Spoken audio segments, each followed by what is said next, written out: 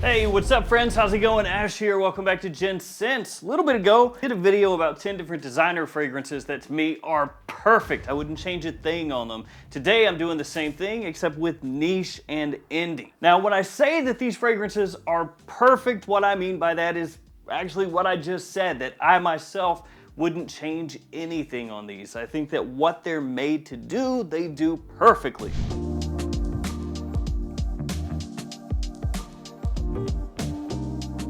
So that's the general thought process with these. These are just ones that I absolutely love for what they do. All of them are gonna be linked in the description, and I've got 12 to share with you, so let's get started.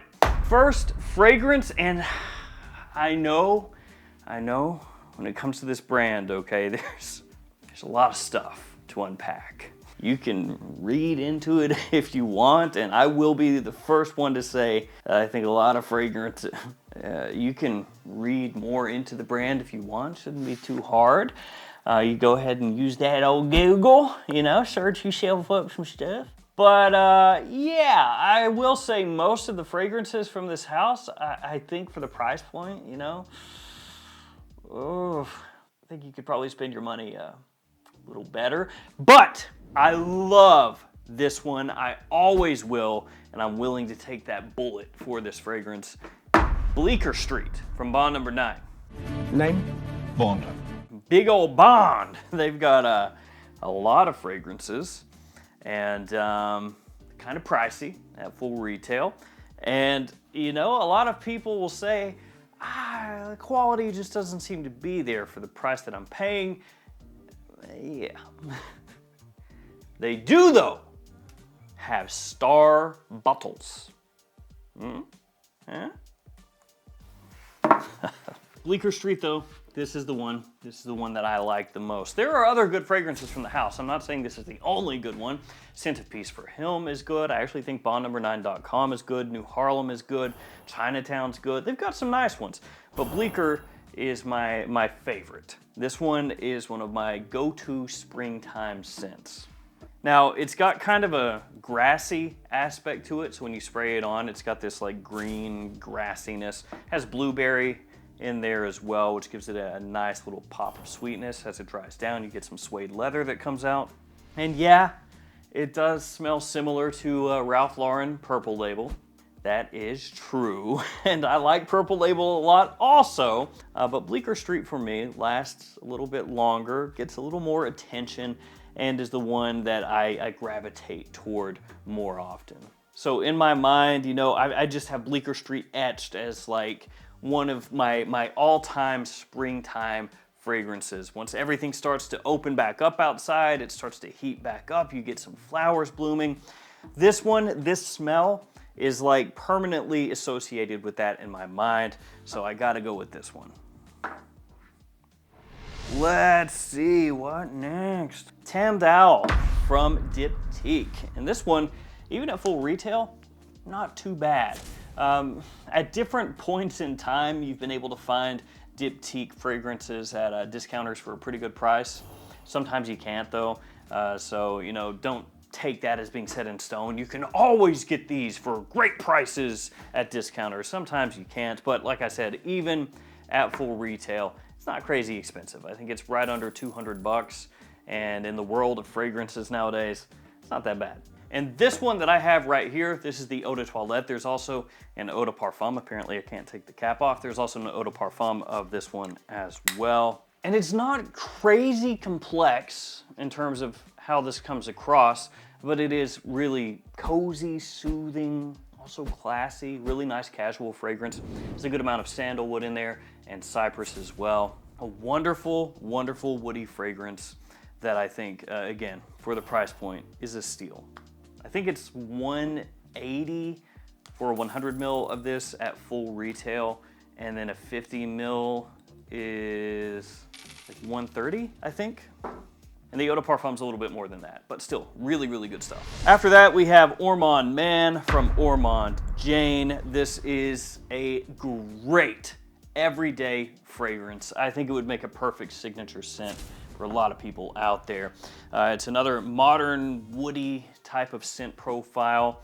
It has a pretty heavy reliance on aroma chemicals, the way that it comes across, but in a very pleasant way. And that one kind of set in stone for me, like what the Ormond Jane DNA is for men's fragrances. Because when you smell Ormond Man, you'll be able to pick out bits and pieces of this and a bunch of other scents from the house, which makes sense, you know, done by the same perfumer, but still. And I think that this one, maybe more so than most anything else that I'm gonna feature here today, would be, like I said before, a perfect signature scent. Some of these are gonna be more, you know, like springtime or kind of spring and fall, and then others are fall, winter. This one, whenever you want. And it's another one that you can get for a pretty good price, actually. All right, from there we move to Profumum Roma, and this is Acqua Viva.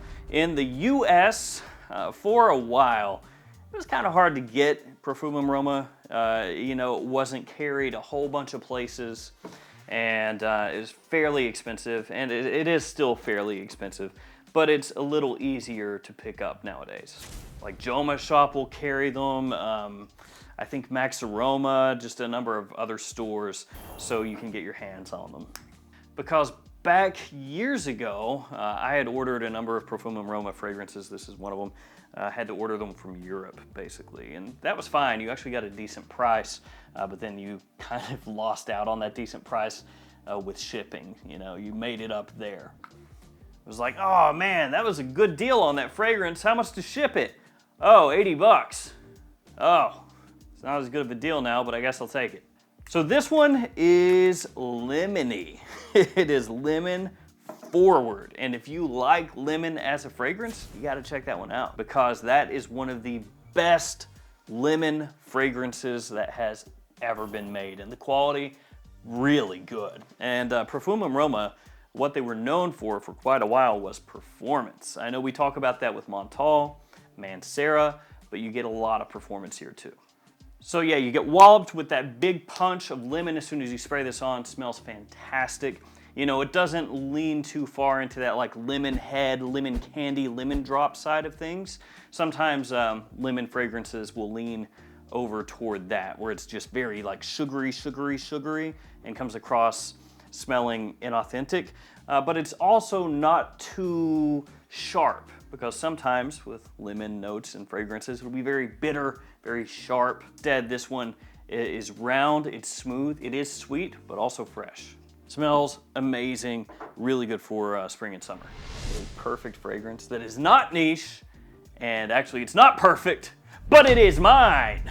The fragrances I creatively directed, they're perfect to me, because they're my children, kind of, in a way. Not really. But these fragrances right here that are way back in the back, I creatively directed all 5 of these. You can find them at every Perfumania and every fragrance outlet store in the United States. And also you can find them linked in the description below at Michael Malil's website, who is the brand that I did these in collaboration with. South Slope, Edgewater, West Loop, Jet Black Enigma, Terra Nova. You've got basically everything covered here. Some of those are better for fall, winter, some spring, summer. Made really for compliments, especially South Slope and West Loop. And if you shop at Michael Malil's website, you can use the code GENTSCENTS to save some money, along with all these other codes to save you money across different websites. Okay, let's do an obvious one next. Green Irish Tweed. This is from the House of Creed, of course. And that's just one of my favorite fragrances ever. Got multiple bottles, big ones, small ones, some that are in between. I just really like it. Of course, it does smell similar to Cool Water by Davidoff, same perfumer. And there are countless other alternatives to this on the market, whether we're talking designers, clones, of course, and even some niche fragrances that are a little similar. Green Irish Tweed is fantastic, super classy, very sophisticated, elegant, very good for spring and summer. A fragrance that probably will appeal more to guys middle-aged and older, because it's not overly sweet. It is very green, as the name would have you think. Awesome, love this stuff. And Creed has a lot of fragrances I really, really like, but I'm not gonna put, you know, a whole bunch of Creed fragrances in here. I'm just gonna put one. There is, of course, the biggie, the Ventus, and then the Ventus flankers that have come out. Some of the other ones that I like a good amount are Himalaya, which gets overlooked sometimes, and also Arolfa, and Millesime Imperial, of course. And then there are a lot of other huge ones. I'm not going to rattle them all off. You get the idea. From there, Fort and Manley Late Harvest. Love the look of the presentation on this. It's really cool. Has like an old-timey, almost like a cigar sticker front to it here. Cap looks really nice, ornate, heavy, feels good. And the fragrance, super dark. You know, it really gets across what this is about. This is a tobacco fragrance, but it is not a run-of-the-mill tobacco fragrance. Whoo-hoo-hoo. Now, I like tobacco scents in just about any way they come. I'll take it. As long as it's pulled off in a decent way, I don't care how it smells. Tobacco is one of those notes that I love, across a bunch of different ways that it's used. You know, if you want to give me a sweet pipe tobacco, I'll take that. A honey tobacco, I'll take that. Cherry tobacco, I'll take that. Tobacco leaf, tobacco blossom, whatever. I like most all of it. Now this smells like tobacco, okay? I know that you sometimes will hear, oh, for example, Pure Havana from Mugler. Oh, great tobacco note in there, and it is. It is. When you smell this, it's tobacco, okay? When you catch a whiff, you're like, oh my God, how did they do that? And so for some people, they're gonna smell that and be like, yeah, that's great, but when would I wear it? And that will be the issue for some people. I will say that something like Naxos or Pure Havana or some of the other really hyped tobacco scents are more wearable than Late Harvest. Hands down. Hands down, 10 times out of 10, those are easier to wear.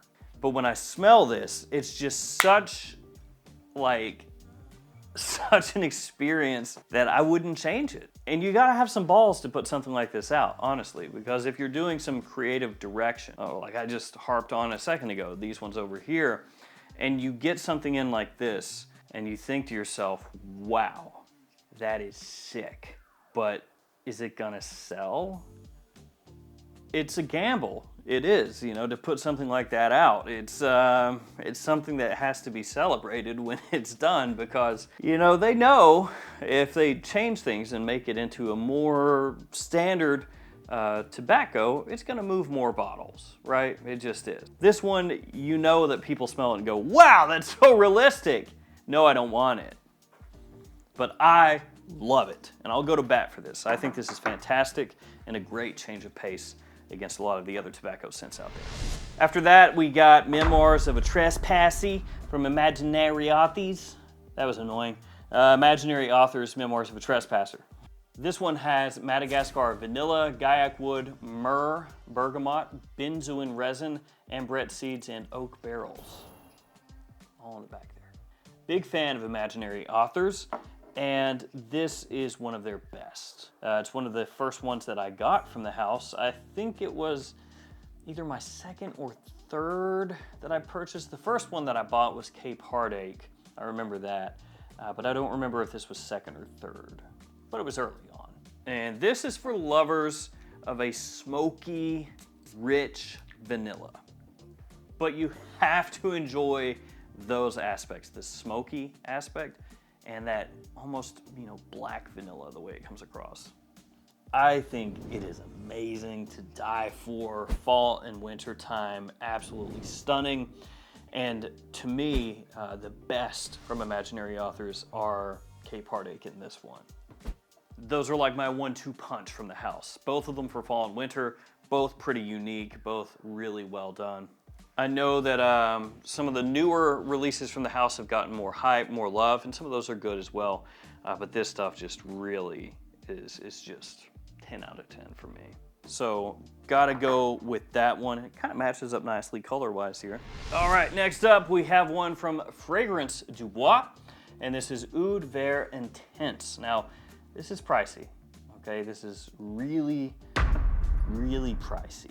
So, for a lot of people out there, they're gonna go, yeah, even if this is good, it's still not that good. A 50 ml size bottle, which is what I have right here, is at retail $415. So like I said, it is pricey, but it smells amazing. Bergamot, cardamom, and ginger is in the opening there. It's very fizzy, a little sweet, fresh, attention grabbing. It smells of quality. So even though it is crazy expensive, it does smell expensive.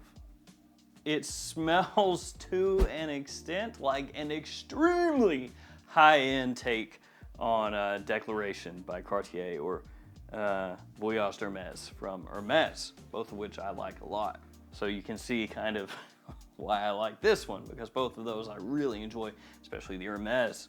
As it dries down, you've got some woodiness in there, like a nice, fresh, masculine woodiness.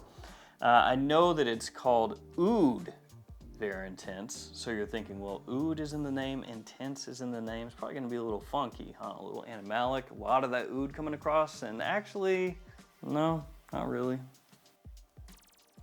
Don't really get a whole heck of a lot of oud coming off of it, but like I said, smell-wise, 10 out of 10 for me. Really, really, really good.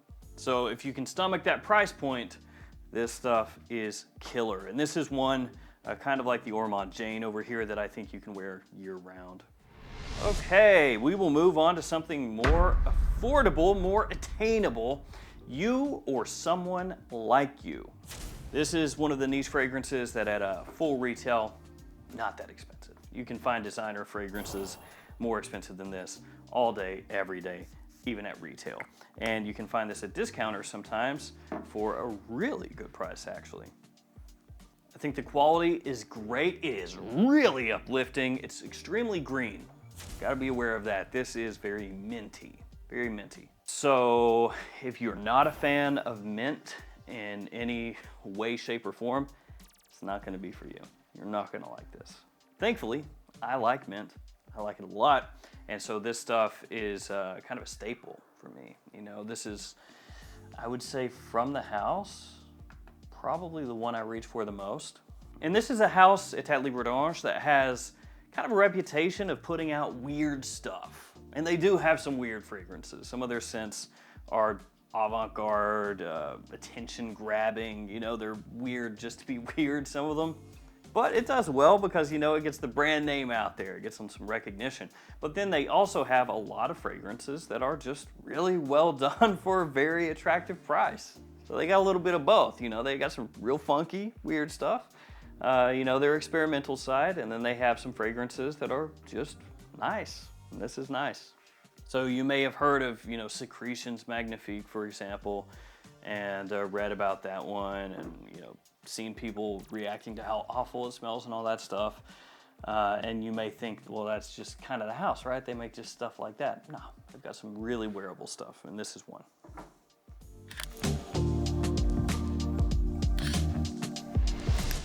After that, we got Blockade. This is from Mind Games, and I love this one. This is, for sure, for me, my go-to from this house. Now, it's got some similarities to Creed Aventus. You know, it's kind of in that overarching style a little bit, but it does enough to stand out. Nice. Ultra versatile. Daytime, nighttime, pretty much any time is the right time for Blockade. Got a couple notes on the front here. Green mango and peppercorn is what's listed there. And the mango does help. It gives it a more unique twist in the opening because, like I said, it's got that Aventus kind of flair to it. But that mango helps offset things. You know, it doesn't just go, hey, here's pineapple. Oh, pineapple and bergamot, surprise. Which, don't get me wrong, it does have bergamot. But the mango still does switch things up and gives it a little more tropical touch to it. Yeah, it's kind of like tropical Aventus to an extent. But regardless, really awesome smelling, big compliment puller, just great stuff. And we got Russian Tea from Mask Milano. I was gonna stop at 10, but I was like, I gotta put in at least a couple more. Now, first thing I wanna say about this one is it's not gonna be a very easy wear for absolutely everybody out there. Woo! That's got a big pop when you spray that on. Actually, looking through here, I would say probably Late Harvest and Russian Tea are going to be the two that probably give more people trouble, just as far as like wearing it day to day. Most of the other ones, pretty easy going for the most part.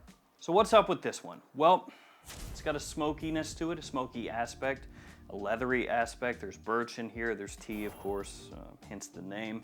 There's also a little bit of a floral aspect, some mint off the top as well. So you get this actually almost mentholated, you know, wallop to your nose when you first smell it, with the incense swirling underneath, kind of popping through a little bit. You get that birch woodiness, and actually the birch is going to impart more smokiness into the fragrance. So like I said, there's a lot going on here when you first spray this on. And it has pretty good performance too, which a lot of Mask Milano fragrances do have good performance. So if you're somebody who has traditionally worn mainly easygoing stuff, then this could be something that you get in and you smell it and you're just like, oh, whoa, blah.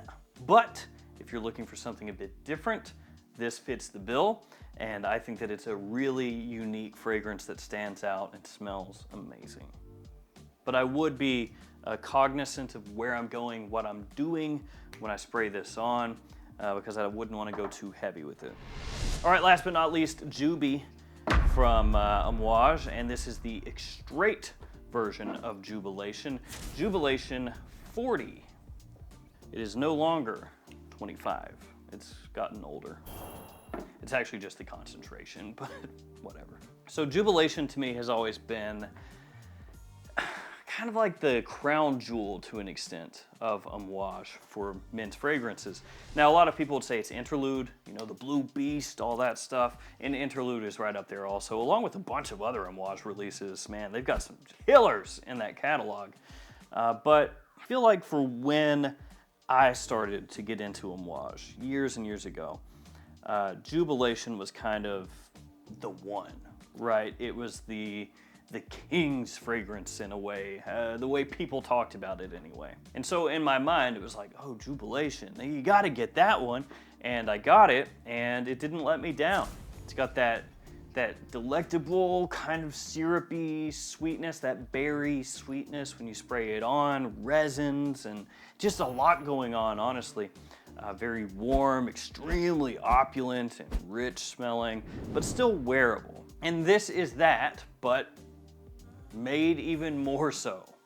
It is extremely complex, a lot going on, little bits and pieces that you can pick out from different accords and notes as the fragrance dries, so you might smell it, and then 30 seconds later smell it again and be like, oh, what was that? I picked up something a little different there, and smell it a minute later and have something else poke its head through.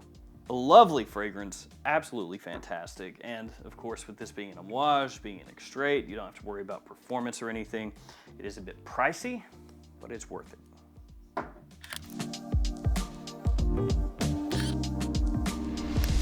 So there we go. There's some niche fragrances right there, where with these, I would change nothing.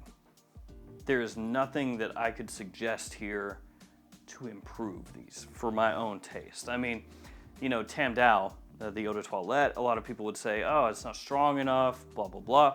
So I would make it stronger. But then you run the risk of, you know, putting in something to boost the performance, and then it kind of ruins what makes that. I accept it for being more of a subtle, kind of cozy type of woody scent is what I'm saying. So there we go. Thank you guys for hanging with me. Stay safe out there, and I will see you tomorrow with another fragrance video. See you guys later.